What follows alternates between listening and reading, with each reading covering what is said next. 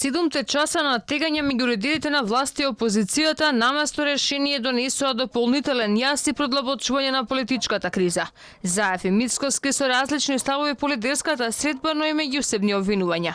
Разговорите запнале околу предлогот на власта за надлежноста која треба да ја добие новото обвинителство за гонење висока корупција, но и во чии раце треба да завршат предметите на СЈО. Според опозицијата, Заев дошол на лидерска средба со намера истата да не успе. Мицкоски обвини дека премиерот го одбил предлогот на ВМРО ДПМН е новиот обвинител по предлог на опозицијата и новото обвинителство да се занимава со корупција на избрани и именувани лица без разлика кога тој криминал е сторен. Мицкоски тврди дека власта не сакала да се откаже од механизмите за контрола над обвинителството. Понудата на Заев беше ново СЈО водено од страна на еден од 10 помошници на Катица Јанева како офанзивна алатка, обвинителство кое што ќе го води Рускоска како дефанзивна алатка и сето тоа управувано и раководено од Јовевски. Кој беше нашиот предлог? Нашиот предлог беше во ред се согласуваме да постои јавно обвинителство за гонење на висока корупција. Во ред се согласуваме да опозицијата предложи обвинител кој што ќе го води тоа обвинителство.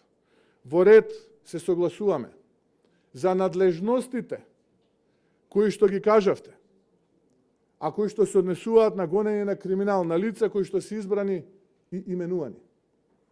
Но доколку сакаме договор, ние мораме да ги почитуваме законите. Премиерот Заев пак обвини дека опозицијата сакала со закон да ја запечати судбината на предметите на СЈО и да запрат сите предистраги и истраги за предметите по 30 јуни 2017.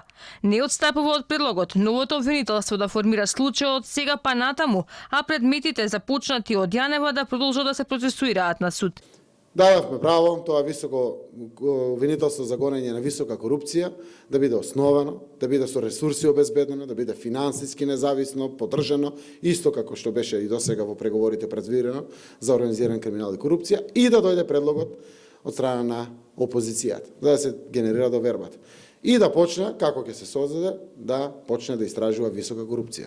Тоа значи да почне да формира случаеви кои што се однесуваат од сега натаму, но исто така може да се однесуваат 2013, 17, зависи по кривичен законник кога застарува одредено кривично дело.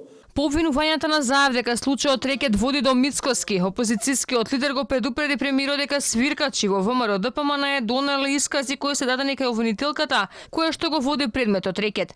Но истовремено и наредбите за вештачење како и резултатите од вештачењето. Најави дека доколку не се води транспарентна постапка за скандалот, ќе ги објави сите записи.